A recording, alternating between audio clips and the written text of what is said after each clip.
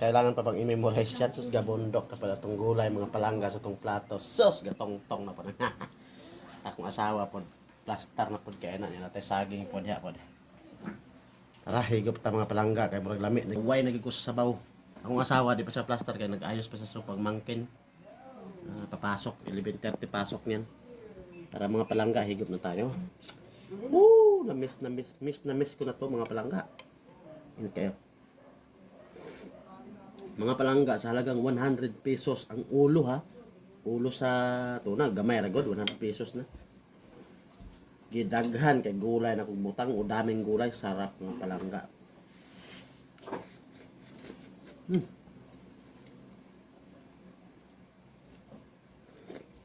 Grabe po na.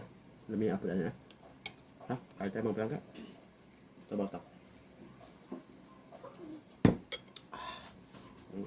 Nangalapas ang gulay. Mga ganyan pinakalami. Hawod din hawod. Gulay.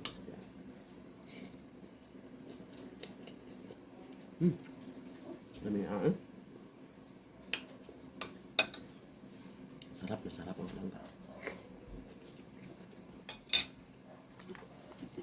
Hindi ko pa magalaw yung isda. Busog na ata ako Mga palangga, sarap.